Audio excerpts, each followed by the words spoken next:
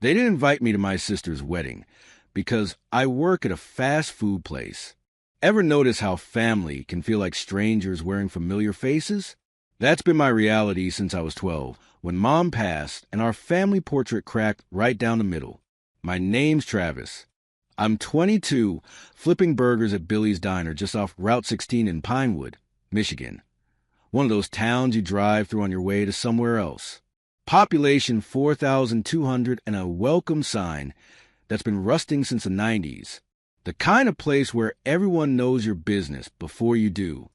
My life's pretty simple. Wake up at 5:30 a.m., help Grandpa with his meds, drive my '98 Ford pickup, held together by duct tape and stubbornness, to work, come home smelling like French fries, then study online classes until my eyes burn, rinse and repeat. Not glamorous, but honest work, something Grandpa drilled into me since I was knee-high. A man's handshake should be as strong as his word, and both should be unbreakable. That's Grandpa's favorite saying, right after, turn off that damn light. Electricity ain't free. He's been raising me since Mom died. Cancer took her in 8 months flat when I was 12. Dad was already gone by then, living his new life with his new wife in their big house across town. The divorce happened when I was 7. He got weekend visits that gradually became monthly, then holidays, then birthday cards with gift cards tucked inside. Now it's just Facebook likes on milestone posts. My sister Emily, though, that one stings different. She's 5 years older, and when Mom died, she was already 17, old enough to choose. And she chose Dad's World of Country Club memberships and summer homes on Lake Michigan. Can't blame her, I guess. Who wouldn't pick comfort over a cramped 2-bedroom with a grieving kid and a cranky old man?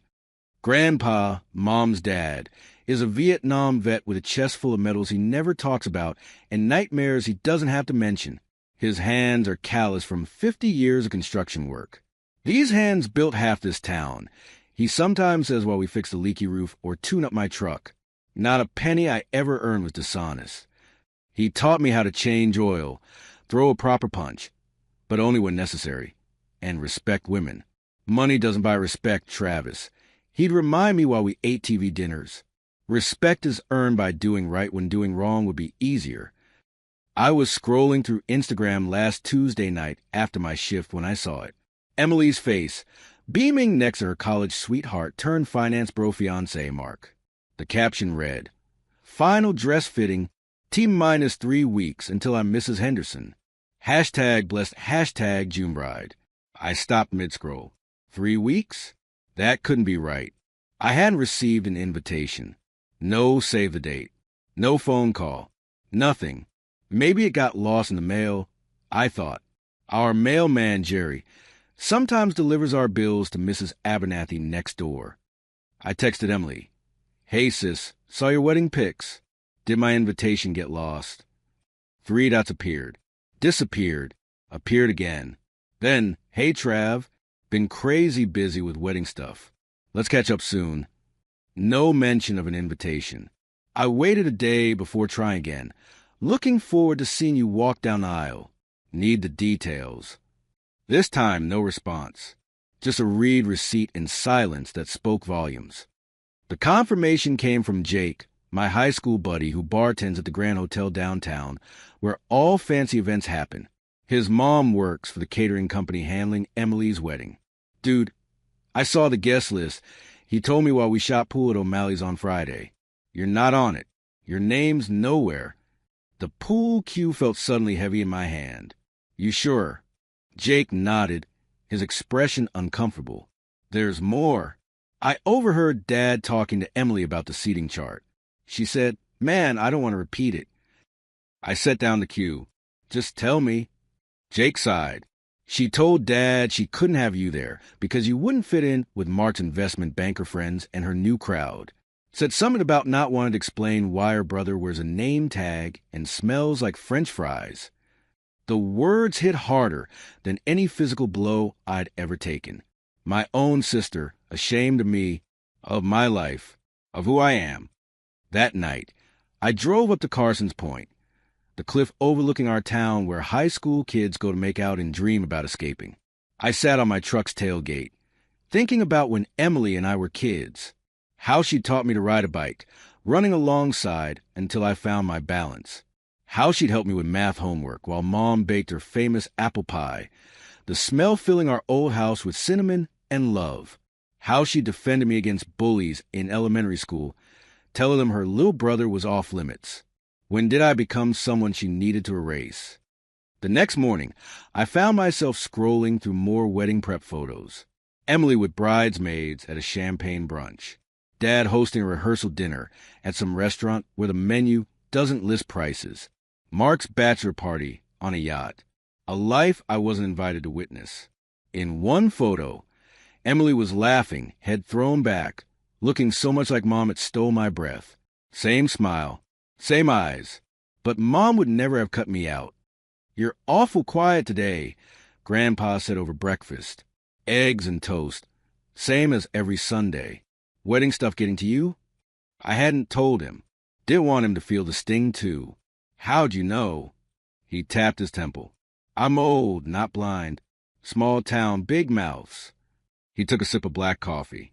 "Your mom would have kicked her behind for this." "It's fine," I lied. "No, it ain't fine," he said, setting down his mug with a thud. "But it's her loss. Remember this, Travis.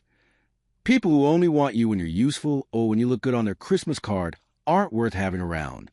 Later that afternoon, I was covering extra shift at Billy's when I saw them, Emily, Dad, and Mark, along with Mark's parents, getting out a shiny black SUV across the street at the boutique stationery store. Probably picking up those fancy wedding programs with gold lettering. I ducked behind the milkshake machine, suddenly aware of my greasy apron and the ketchup stain on my sleeve. Would they come in? Would Emily pretend to be surprised to see me?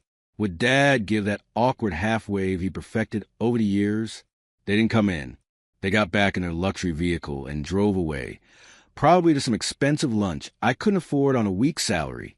My manager noticed me standing there. "You all right, Travis? You look like you've seen a ghost." In a way, I had. That night, I opened my battered composition notebook, the one where I jot down thoughts for the novel I'll probably never write. My fingers hovered over the blank page before I finally wrote. They say blood is thicker than water, but money can dilute anything. Those words felt true in a way nothing else had that week. Emily and Dad were wearing masks, pretending to be something they weren't, or maybe pretending not to be something they were. Ashamed of their roots. Ashamed of me. I closed the notebook and looked at the photo on my nightstand. Mom, Emily, and me at the lake, summer before Mom got sick. We were eating ice cream cones, all of us sunburned and happy. Emily had her arm around my shoulders. My phone buzzed. A text from Emily. "Hey, just checking in. Hope works good. Super busy with wedding stuff, but let's definitely catch up soon." No mention of an invitation. No acknowledgement of the elephant trampling through our relationship. I thought about responding with something cutting, something that would make her feel as small as I felt. But what would that accomplish? Instead, I typed, "Congratulations on your wedding. Hope it's everything you wanted to be." I hit send, then turned off my phone. Grandpa was right. It was her loss. But knowing that didn't make the pain any less real. I opened my notebook again and added one more line. "They're ashamed of my apron, but I'm ashamed of their masks." Maybe someday they'd realize what they'd thrown away. Or maybe they wouldn't. Either way, I'd still be here, working, studying, dreaming of something better, while trying to be proud of what I already had. Because at the end of the day, I'd rather wear an honest apron than a dishonest smile. A week passed since the whole wedding invitation fiasco. I'd like to say I spent it planning some epic revenge or wallowing in self-pity, but the truth is much more boring. Life doesn't pause for a family drama when you got bills to pay. My alarm still blared at 5:30 a.m. Grandpa still needed help with his arthritis meds. The ancient pickup still groaned to life after the third try. And Billy's Diner still needed someone to flip burgers and refill coffee for the morning crowd. That's the thing about small towns and minimum wage jobs. They keep you grounded whether you want to be or not. No time for existential crises when Mrs. Hoffman needs her eggs runny, but not too runny, and the lunch rush is about to hit. Maybe that's a blessing in disguise. My coworker Darlene, 45, 3 kids, 2 divorces, and enough wisdom to fill a library, has a saying, busy hands leave no room for the devil to set up shop. Grandpa says something similar, just with more colorful language that would make a sailor blush. Speaking of Grandpa, we spent Saturday patching up the roof. Our house isn't much, a small 2-bedroom ranch style that's seen better days, but it's ours. Well, technically it's the bank's for another 7 years, but you get the idea. Hand me that hammer, would you? Grandpa called, balanced on the edge of the roof like he wasn't pushing 75. The man refuses to acknowledge limitations, says they're just suggestions from people who gave up too early. Maybe we should hire someone to do this, I suggested, passing him the tool. You're back. He cut me off with a look that could freeze hell. My back's outlasted 2 wars, 3 marriages, and raising your stubborn behind. It'll outlast this roof, too. That's Grandpa for you, stubborn as a mule and twice as ornery. But watching his weathered hands work with the precision of a craftsman half his age, I couldn't help but feel a surge of pride. There's something to be said for the generation that built things to last, including themselves. You thinking about your sister again? He asked without looking up. I shrugged, hammering a nail with more force than necessary. Not really. Liar. He chuckled. Your face gets all scrunched up like your mom's did when she was upset. Can't hide anything from these old eyes. He wasn't wrong. I had been thinking about Emily, about how we used to climb this very roof as teenagers to watch July 4th fireworks. How she'd bring a thermos of hot chocolate, even in summer, because traditions matter. How she'd point out consolations and make up stories about them. You know what your problem is? Grandpa continued, interrupting my nostalgia trip. You're too damn nice. Always have been. Even as a kid, you'd give away your lunch if someone forgot theirs. That a bad thing? He stopped hammering, looking at me straight on. In this world? Sometimes. But it's who you are, just like it's who your mom was. This world tries to beat the kindness out of you, make you hard and selfish. Fighting that takes more strength than most people have. We finished the roof just as the sun started setting, casting long shadows across our patchy lawn. As we packed up the tools, Grandpa placed a callous hand on my shoulder, a rare show of affection from a man who considers, I didn't criticize your cooking, high praise. Your sister and your dad, they forgot where they came from. But you're still you. That's worth something. Coming from him, that was practically a Hallmark card. Monday morning brought the usual chaos at Billy's. The coffee machine decided to revolt. The new kid mixed up 3 orders, and Darlene was running late because her son's car broke down. Again. I swear that boy could break an amber with feather, she huffed, tying her apron. Thanks for covering my tables. I waved her off. No big deal, though Table 7 might revolt if their pancakes don't show up soon.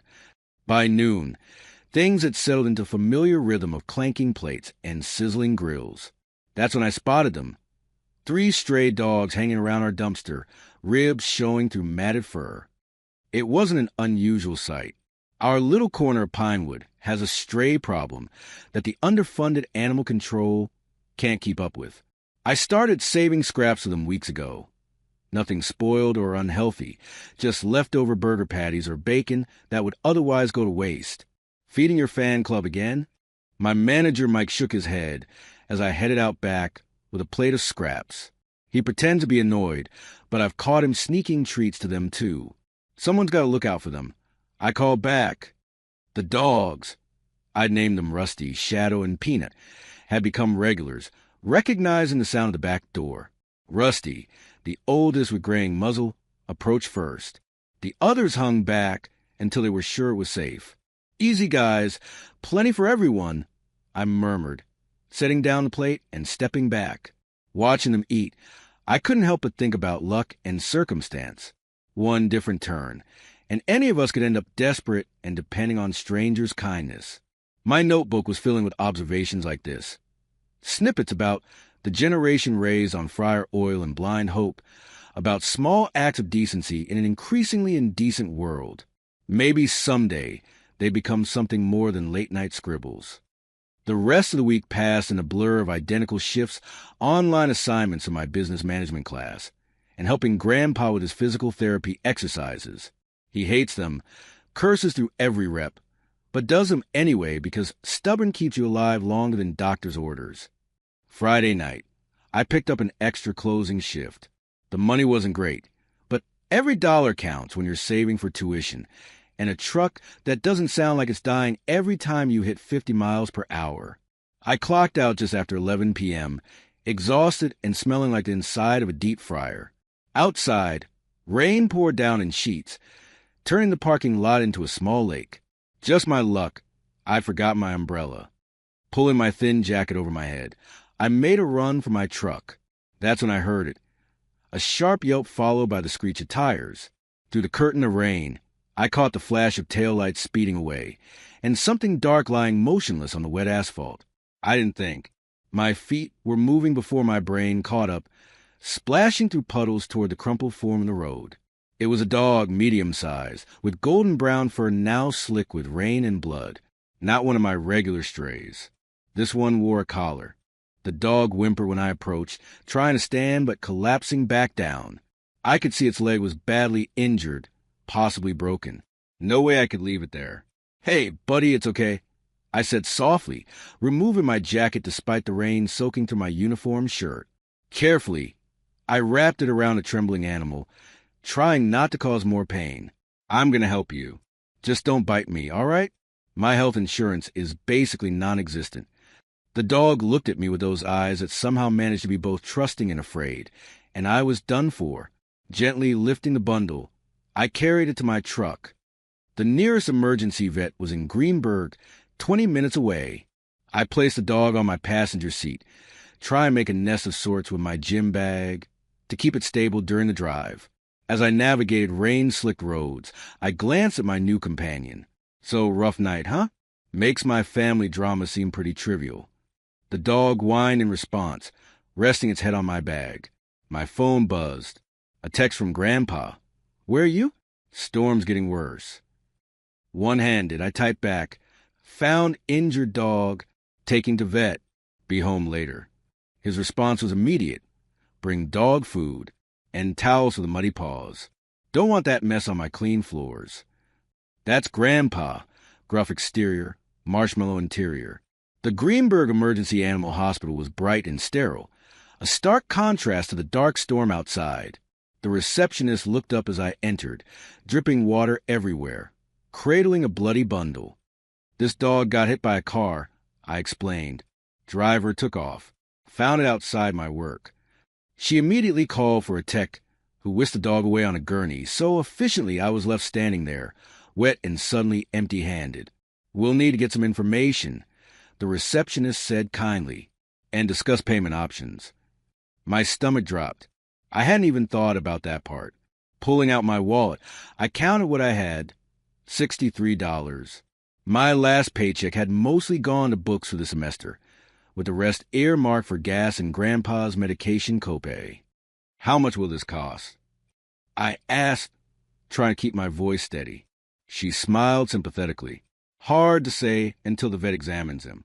X-rays alone are about $200, and if surgery is needed..." I swallowed hard. "I'll figure it out. Maybe a payment plan."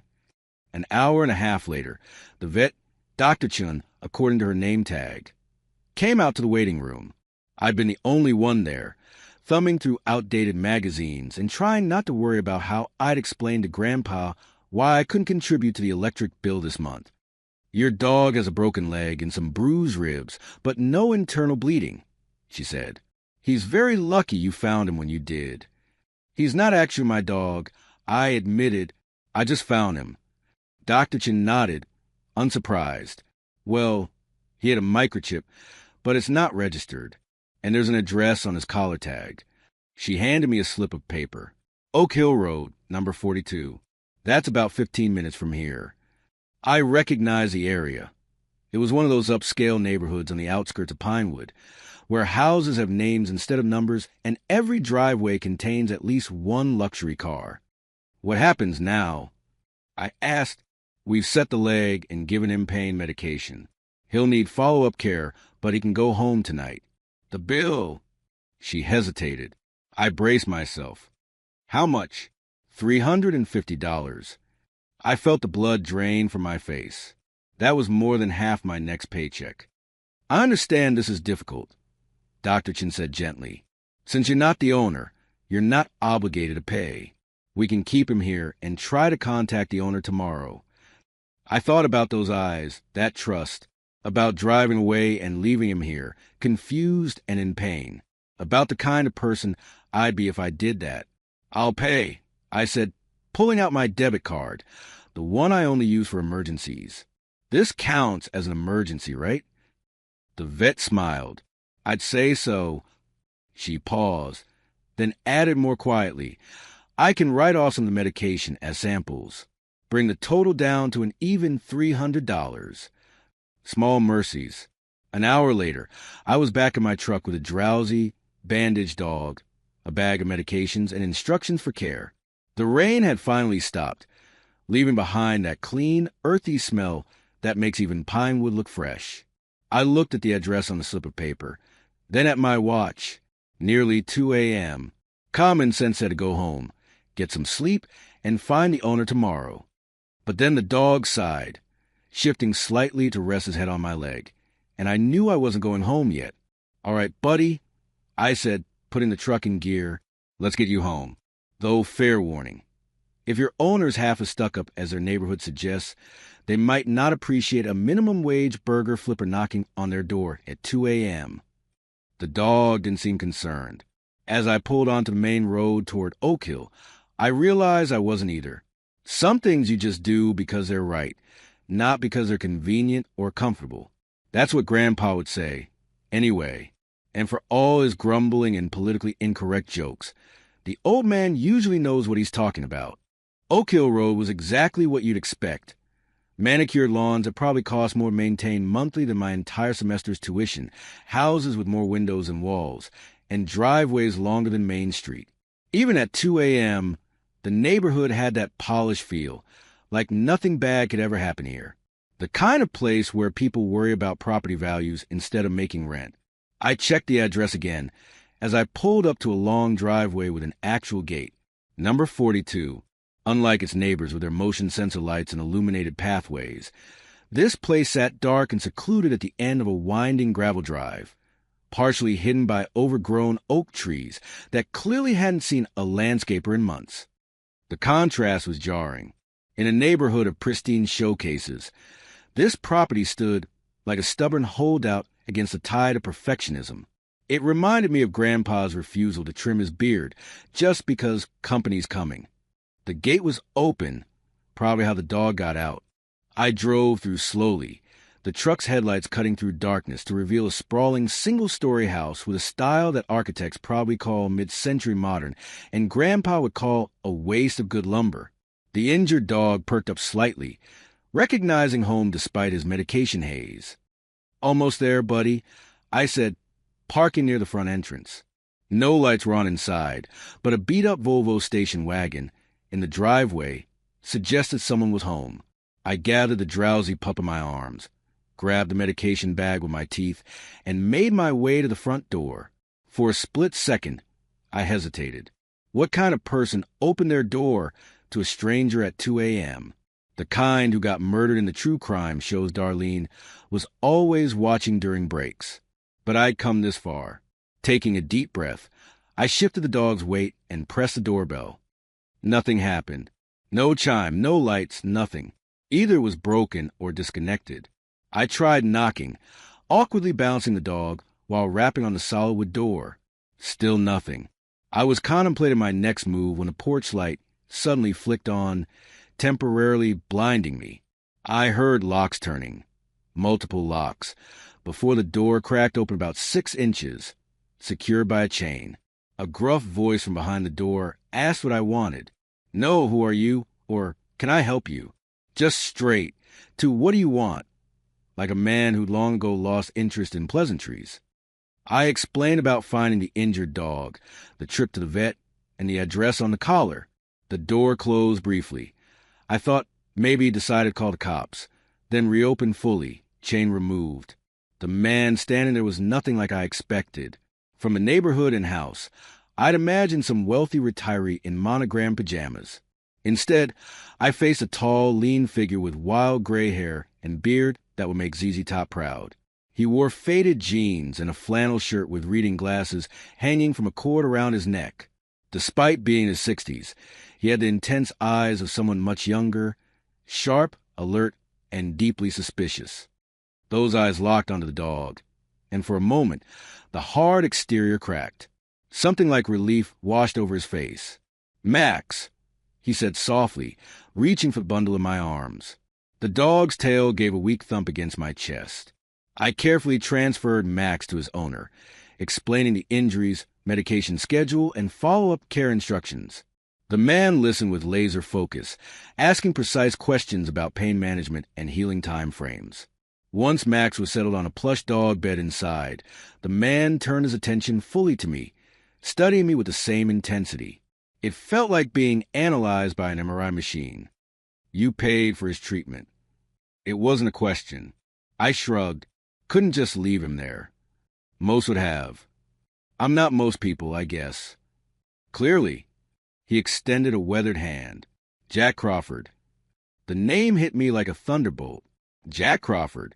The Jack Crawford, author of The Fading Light of Summer, the novel that sold millions in the 90s, that my mom read cover to cover 3 times, that got made into that movie with Tom Hanks?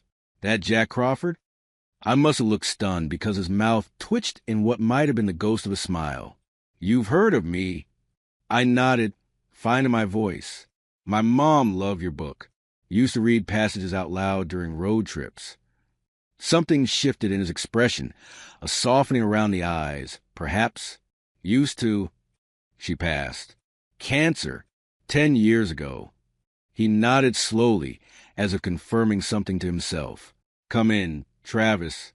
I think we could both use some coffee." I hadn't told him my name. Following him inside, I realized he must have read it from the receipt I'd handed over with the medications. The interior of the house was nothing like its run-down exterior suggested. Clean, organized, with floor-to-ceiling bookshelves lining every wall. A writer's sanctuary. The living room featured a stone fireplace with dying embers and a single armchair position for optimal reading light. No TV, no family photos. Just books, a record player, and Max's bed in the corner. It felt simultaneously cultured and lonely. "Black okay?" he called from the kitchen. "Perfect," I answered, trying not to gawk at signed first editions that probably cost more than my truck. Jack returned with 2 mugs of coffee strong enough to strip paint. He gestured toward the single armchair, taking a seat on a wooden stool that looked decidedly uncomfortable. "So," he said after a long sip, "you work at a diner, study business management online, and live with your grandfather who's a Vietnam vet. You feed strays behind your workplace and write observations about humanity in a composition notebook. There's something weighing on you, too, something personal, family-related." I nearly choked on my coffee. "How did you—" "The grease stains on your uniform say diner. Your backpack has a community college logo and a business textbook visible. Dog hair on your pants. Not just Max's.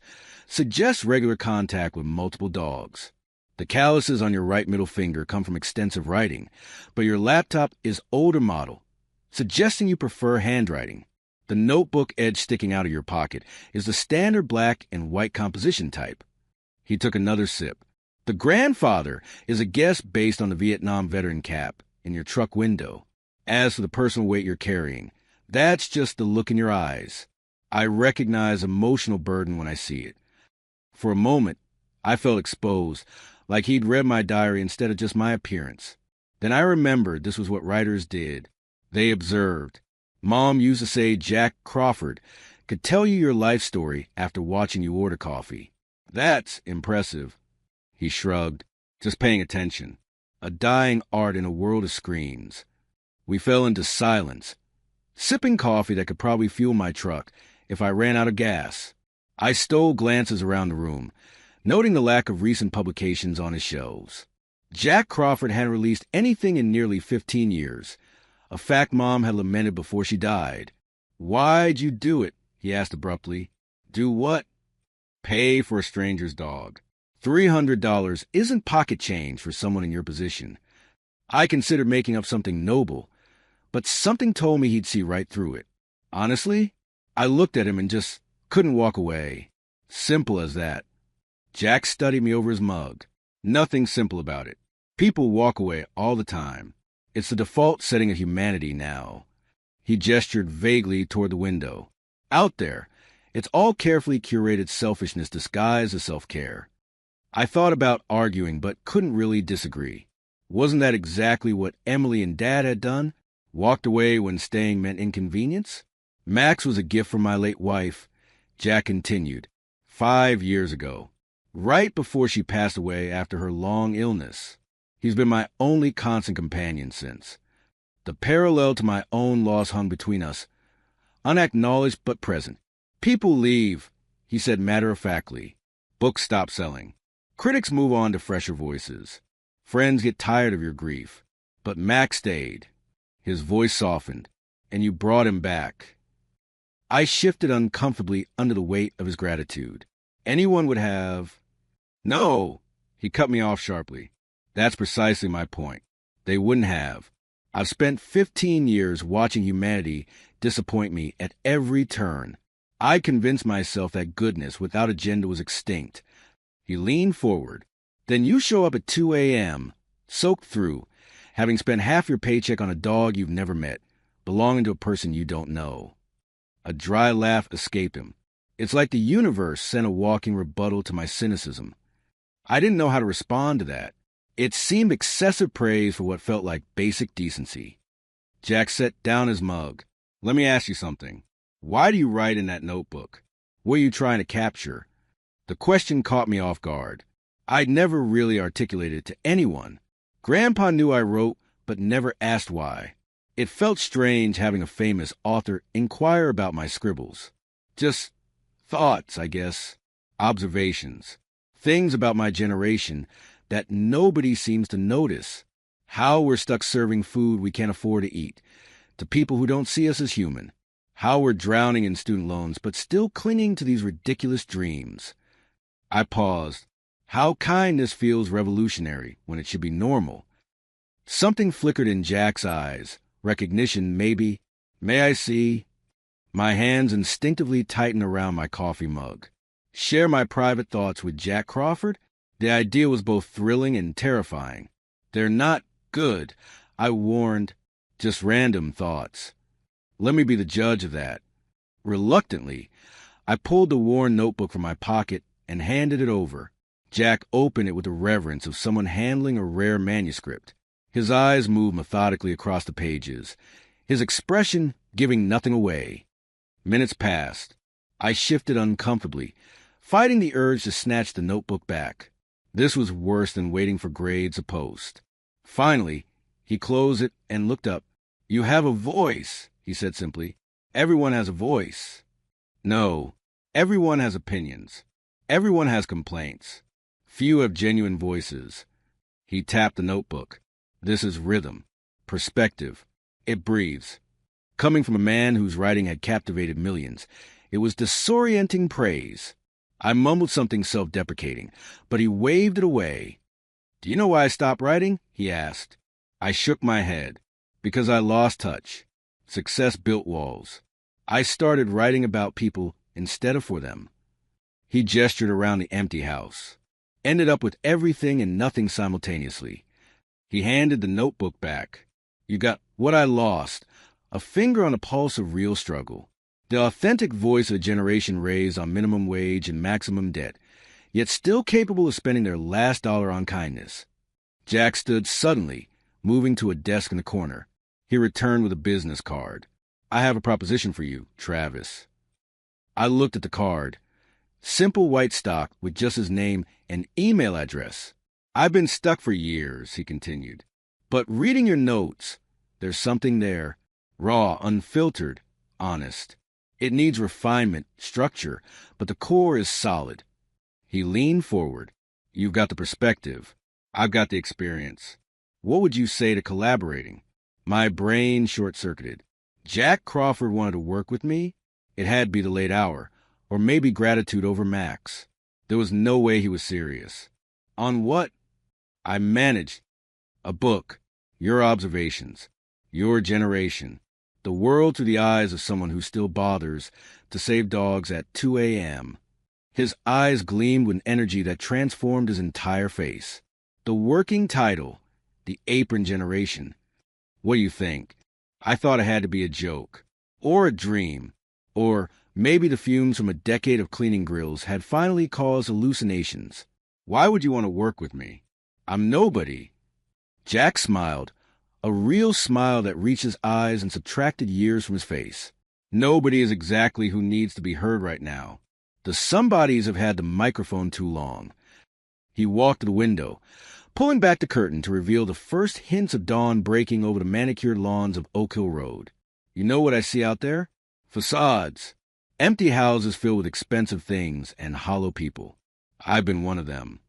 He turned back to me. But you've got something authentic. Something that matters. I stared at the business card in my hand, feeling the weight of possibility it represented. This couldn't be real. I don't have time, I said weakly.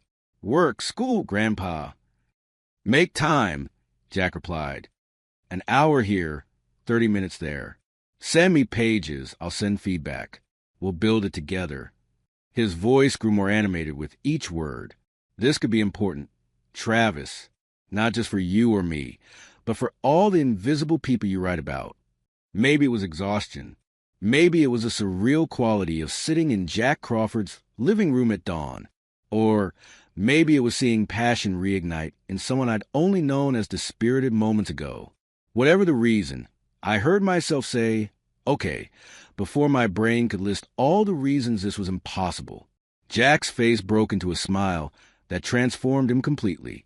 In that moment, I could see the charismatic author from my mom's old book jacket photos. You returned more to me than just my dog, Travis, he said quietly. You've reminded me why I started writing in the first place. Life has this funny way of changing course when you least expect it. One minute you're flipping burgers and worrying about tuition payments. The next you're collaborating with your mom's favorite author on a book that might actually mean something. The 6 months following that surreal night at Jack Crawford's house were the most exhausting and exhilarating of my life. My routine shifted from merely hectic to borderline impossible. Mornings at Billy's Diner, afternoons at school, evenings helping Grandpa, and late nights writing with Jack. Sleep became optional. Coffee became essential, and my truck probably could have driven itself to Jack's place on autopilot. I'd snatch moments to write between orders, scribbling observations on napkins when inspiration struck. Grandpa, bless him, started handling more around the house without complaint, his way of supporting me without getting mushy about it. Just don't forget who changed your diapers when you're famous. He'd grumble while shooing me out the door for my sessions with Jack. Those sessions were unexpected lessons in themselves. I'd imagined some movie montage of inspirational mentoring, but the reality was both more mundane and more profound. Jack wasn't gentle with feedback. He'd read my latest pages, grunt, cross out entire sections, and make notes and margins that sometimes just said N-O. But he could also spot the gold among the gravel, circling sentences with this or build here. Writing isn't magic, he told me one night while we hunched over my latest draft. Takeout containers creating a makeshift Great Wall of Chinese food between us. It's excavation. You dig through a mountain of mediocrity to find one diamond of truth. We develop a rhythm. I bring raw material. Stories from the diner, conversations with Grandpa, observations about customers who treated me like furniture rather than a person, reflections on classmates balancing parenthood with night school. Jack would help shape it, pushing me to go deeper, to find a universal in the specific. Don't tell me the customer was rude, he'd insist. Show me how her refusal to make eye contact made you feel invisible. That's the story, not the rudeness, but the invisibility of an entire generation. The book evolved into something neither of us had fully envisioned, not just complaints about low wages or student debt, but an exploration of dignity in an age that treats it as optional. We called it the Apron Generation, a nod to all the young people like me who wear uniforms as they serve those who never had to. Max recovered fully from his accident, becoming our unofficial third collaborator. He'd listened to drafts with what Jack insisted was literary discernment in his eyes. By month 4, Jack sent sample chapters to his former editor at Pinnacle Publishing. Her response came 3 days later. She wanted the full manuscript as soon as possible. By month 6, we had a book deal. Not a huge advance. Publishing isn't what it used to be, but enough that I could cut back to part-time at Billy's and focus more on finishing my degree. Jack refused to take more than 30% of the money, saying my story was worth a larger share. The day we submitted the final manuscript, Jack broke out a bottle of scotch older than me. We sat on his porch watching sunset over Oak Hill Road's perfect houses, while he explained why aging liquor in oak barrels was a metaphor for how time refines both whiskey and writers. I remember that night vividly because it was the first time in years I felt something like peace. Not because of the book deal, but because for once, someone had truly seen me. Not the uniform, not the beat-up truck, not the community college textbooks, but the person underneath it all. When I thanked Jack, he just shook his head. You saved me from becoming a bitter old cliché, Travis. I was turning into every washed-up writer who ever blamed the world for stopping listening, instead of admitting he'd stopped having anything worth saying. The call from my publisher came on a Tuesday, exactly 9 months after I'd found Max on that rainy night. The Apron Generation was set for release in 3 months, with a modest marketing campaign focused on the unusual collaboration between an unknown 22-year-old and a reclusive literary legend. I wasn't prepared for what happened next. A major newspaper ran a feature on Jack's literary resurrection and our unlikely partnership. They included a photo of us. Jack with his wild gray hair and piercing eyes, me looking ridiculously young beside him, both of us with Max sprawled across our feet. The article emphasized the age gap, the class difference, and the shared loss that connected us. It went viral. Suddenly, local TV wanted interviews. Radio shows called. A video platform wanted us for their author series. Jack, who'd avoided publicity for 15 years, reluctantly agreed to a limited press tour if I would join him. They want the story behind the story, he explained. The mentor and the kid, Beauty and the Beast, except we're both beasts with ink-stained hands. The book release came with a launch event at Pinnacle Books downtown, the same fancy bookstore where I'd never been able to afford hardcovers. Seeing my name on the cover of a real book felt like someone else's life I'd accidentally stumbled into. Grandpa came, of course, wearing his only suit, the one from his brother's funeral in '98. He pretended the whole thing was no big deal, but I caught him running his fingers over the embossed letters of my name when he thought no one was looking. What I didn't expect was seeing Emily there, standing awkwardly near the back with Dad and her new husband, Mark. They looked out of place despite their expensive clothes, like tourists who'd wandered into the wrong attraction. After my reading, during the mingling portion I'd been dreading, they approached. Emily looked different. Something tight around her eyes, a forced quality to her smile. Dad seemed older somehow, gray creeping into his temples in that distinguished way that costs a fortune to maintain properly. Travis, Emily said, her voice doing that high-pitched thing it does when she's nervous. Your book sounds amazing. We're so proud of you. We're as if they'd been there for any part of the journey. Mark extended his hand, introducing himself as if I hadn't spent years hearing about wonderful Mark and his wonderful finance job and his wonderful family connections. I shook it anyway, because Grandpa raised me with manners. We were hoping to take you to dinner, Dad said, to celebrate. The old me would have jumped at this olive branch. The old me was so hungry for their approval that I would have ignored the timing of their sudden interest. But something had changed during those months with Jack, putting words to paper, excavating truth from experience. I appreciate the offer, I said, but I already have plans with my family. I gestured toward Grandpa, who was charming a group of older ladies with what I suspected were highly embellished Vietnam stories. Emily's smile faltered. Travis, about the wedding? I should have... I cut her off gently. It's okay. Really. I understand why you didn't invite me. You do. She looked simultaneously relieved and concerned. Yes, and it's the best thing that could have happened. Their confused expressions almost made me laugh. How could I explain that their rejection had set me free, that being excluded from their world had forced me to create my own? If I'd been at your wedding, I never would have found Max that night, never would have met Jack, never would have written this book. I gestured around us. So in a weird way, I should thank you. Dad frowned. That's a very mature perspective. Not mature, just true. I shrugged. Sometimes the worst moments lead to the best places. An uncomfortable silence stretched between us. They wanted forgiveness without apology, re-entry into my life without acknowledgement of their exit from it. And maybe someday we get there. But not today. Not as a transaction. At my book launch. I'm really happy for you, Emily. I hope married life is everything you wanted. I said, meaning it. Maybe we can grab coffee sometime. Catch up properly. Before she could answer, Jack appeared at my elbow, Max trotting beside him.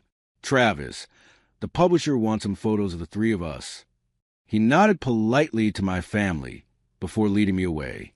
You okay? He asked quietly once we were out of earshot. Yeah, better than okay. Families are complicated, he observed. Took me 50 years to learn you can love people without needing their approval. The rest of the evening passed in a blur of congratulations and surreal moments. A literature professor from the State University praised the authentic voice of my chapters. A famous author Jack knew from his heyday said our collaboration was refreshingly devoid of literary pretension. By the time we all piled into Grandpa's ancient truck to head home, my face hurt from smiling. Jack declined our invitation to join us for a celebratory late dinner, claiming Max needed his beauty sleep. The truth, I suspected, was that he understood this moment belonged to Grandpa and me. As we pulled away from the bookstore, Grandpa cleared his throat. That was something else, wasn't it? All those fancy folks clapping for my grandson's words. Pretty surreal. I agreed. Your mom would have been busting buttons off her shirt with pride. He kept his eyes on the road, but his voice had that slight tremble it gets when he talks about Mom. She always said you had stories in you. We drove in comfortable silence for a while before he spoke again. So, this book's going to make some money, huh? I nodded. First royalty check comes next month. Nothing crazy, but enough to make a difference. Good. About time someone paid you what those thoughts in your head are worth. He drummed his fingers on the steering wheel. Your sister seemed eager to reconnect. Funny how success brings folks running back. I sighed. Don't be hard on her, Grandpa. She made her choices. I've made mine. Humph. He didn't sound convinced, but he let it drop. Where you want to eat? Night like this deserves better than drive-through. Actually, I was thinking we could go to the dealership tomorrow instead. Dealership? What for? Your truck's pushing 200,000 miles, Grandpa. Time for an upgrade, don't you think? He nearly drove off the road. Now you listen here. I'm not taking your book money. No, sir. That's your future. It's our future, I corrected him. And it's not the whole check. Just enough for a decent used truck. Nothing fancy. Something reliable that won't leave you stranded on your fishing trips. Absolutely not. Too late. I already set up an appointment to test drive an F-150. 5 years old, low miles, good condition. Blue, like your first truck. He tried to scowl, but I could see the emotion fighting through. Stubborn as your grandmother, you are. The next morning, watching Grandpa try to act unimpressed by the truck's features while his eyes lit up like a kid at Christmas was worth every penny. He ran his hand over the steering wheel, adjusted the seat back and forth, and inspected the engine with the thoroughness of someone who grew up fixing his own vehicles. It'll do, he finally announced, which in Grandpa speak meant he loved it. On the drive home, with him following behind me in his new truck, I thought about legacy, not the kind that comes with trust funds and family names, but the kind built on values passed down without fanfare. Grandpa had given me his hard work, honesty, standing tall even when life tries to beat you down. Now I was building something of my own, not just a book, but a life constructed on my terms, brick by stubborn brick. The reviews started coming in the following week. Most were positive, calling the book a refreshingly unfiltered look at America's working-class youth and a cross-generational perspective on dignity in the digital age. A few critics dismissed it as millennial complaining elevated by Crawford's involvement, which Jack found hilarious. "Congratulations," he said, forwarding me that particular review. "You've officially arrived when they start dismissing you." Sales were steady, if not spectacular. We hit the extended bestseller list in our third week. Not Harry Potter numbers, but respectable enough that the publisher started discussing a follow-up. What meant more than sales figures were the emails and messages that began trickling in. College students working 3 jobs to make tuition. Single parents studying between shifts. Veterans trying to find footing in civilian jobs. They all said some version of the same thing. "This book sees me."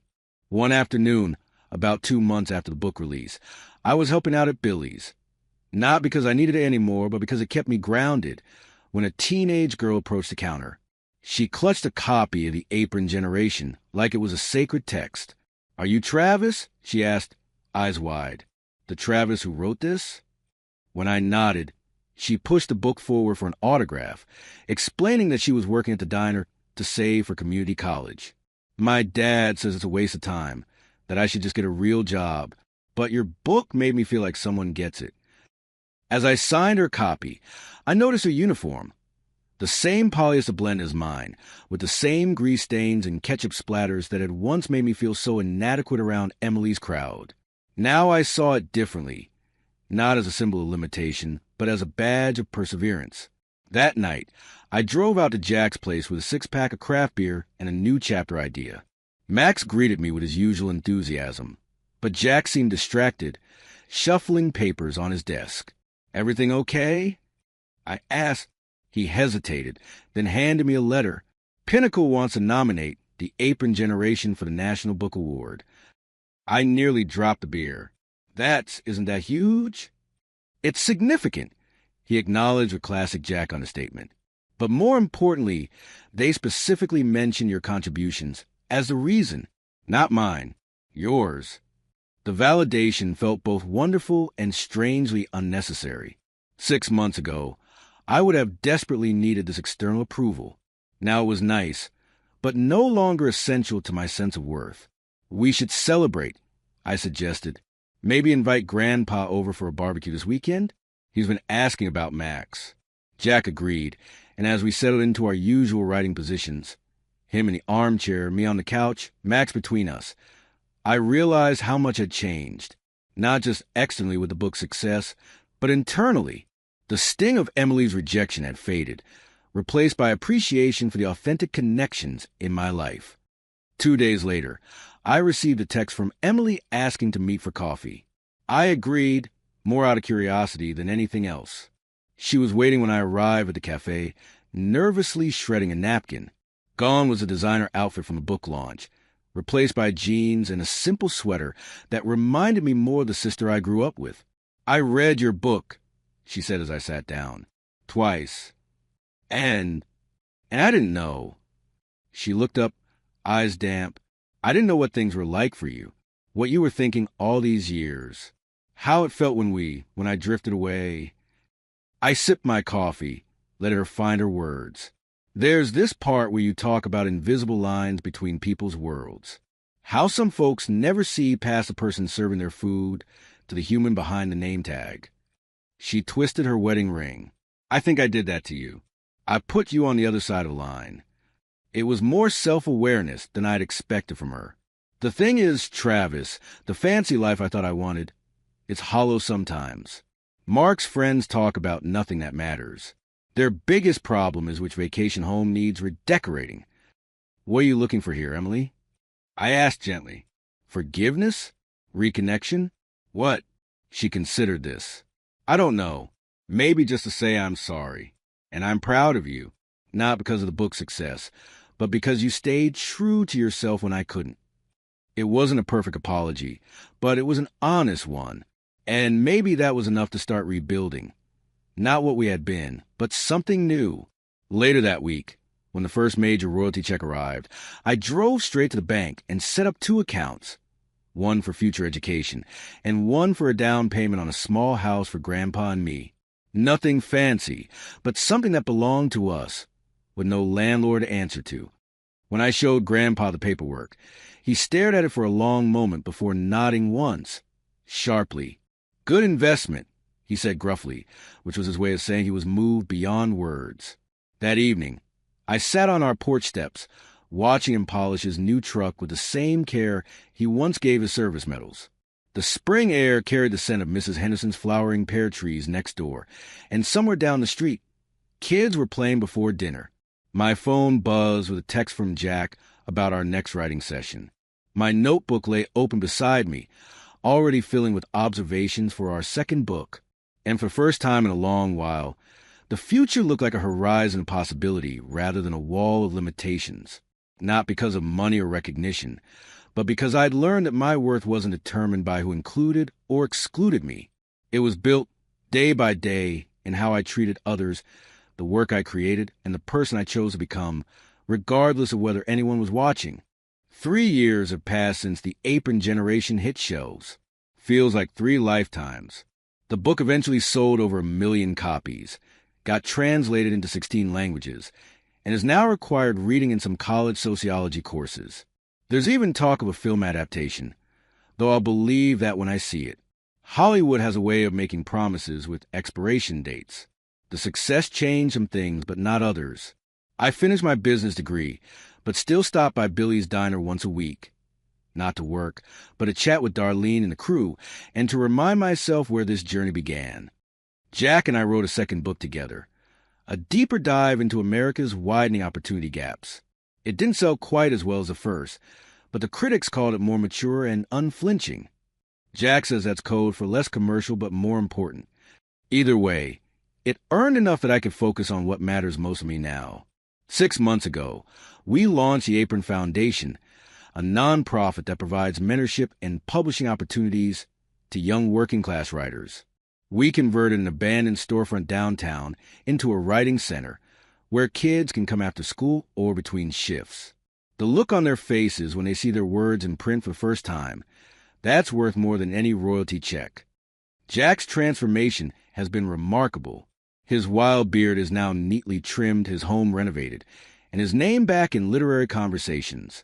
Last month, he released his first solo novel in nearly 2 decades, a powerful story about second chances that's getting the best reviews of his career. At 64, he's experiencing a renaissance that has critics buzzing about a potential Pulitzer. As for Max, he's enjoying his senior years as the unofficial mascot of our writing center, where kids sneak him treats despite the "Don't feed the dog" sign on my desk. The hardest part of these years was losing Grandpa last winter. He went peacefully in his sleep, after a day spent fishing at his favorite lake and an evening watching baseball in his favorite chair. The doctor called a heart failure, but I like to think his heart had simply completed its mission. He lived long enough to see our new house finished, a modest 3-bedroom with a wraparound porch and a garage big enough for his beloved truck. He lived long enough to hear kids ask for his autograph when they discovered the character in my book was based on him. He lived long enough to see that his sacrifices and principles had planted seeds that grew into something meaningful. The night after we laid him to rest, I found an envelope in his bedside drawer with my name on it. Inside was a single sheet of paper with his blocky handwriting. "Always knew you were something special. Proud doesn't cover it. You're my hero, kid." Those words hit harder than any review or award ever could. I keep his Vietnam veteran cap on my desk as a reminder that the toughest people aren't those who never fall. They're the ones who keep getting back up decade after decade without fanfare or recognition. Last week, a thick cream envelope arrived in the mail. Inside was an invitation to Emily's 3rd wedding anniversary celebration, a weekend affair at some lakeside resort with a dress code and RSVP cards embossed with gold foil. We've had coffee a few times over the years, cautiously rebuilding something that resembles sibling relationship. It's still awkward sometimes, like we're speaking slightly different dialects of the same language. But we're trying, and that counts for something. I studied that invitation for a long time, running my fingers over the expensive paper, remembering how desperately I once wanted to be included in her world. Then I smiled, tucked into my desk drawer, and turned back to the manuscript I was editing. a collection of short stories written by a 19-year-old single mother who works night shifts at a gas station and writes during her baby's naps. I'll probably go to Emily's party. Not because I need her approval anymore, but because healing is a choice I make daily. Because holding grudges takes energy I'd rather invest elsewhere. Because family, even complicated, messy family, still matters. But I no longer measure my worth by who invites me to their table. This morning, I stood on my porch watching the sunrise, coffee in hand, thinking about the unlikely path that led me here. How rejection can be redirection. How pain can become purpose when you refuse to let it embitter you. If there's anything I've learned from this journey, it's that we don't get to choose all our circumstances, but we always get to choose what we build with them. The most beautiful structures often rise from the most difficult foundations. Life isn't about waiting for an invitation to someone else's banquet. It's about building your own table, one with room for everyone who sees value in authenticity over appearance. And if people from your past suddenly want a seat once the feast is prepared, well, that's when you discover the person you've truly become.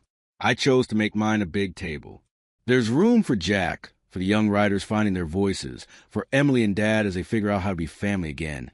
And yes, there's a permanent empty chair in honor of Grandpa, who taught me that character isn't about what you have, but what you give. Some might call this a success story. I call it the beginning of something bigger than myself. I'm not waiting to be invited anymore. I'm building something worth being part of. A community where worth isn't measured by paychecks or job titles, but by how we treat each other when nothing is at stake. Because at the end of the day, we're all just people trying to matter in a world quick to render us invisible. And sometimes the greatest gift we can offer another human being is to truly see them, apron, uniform, name tag, and all,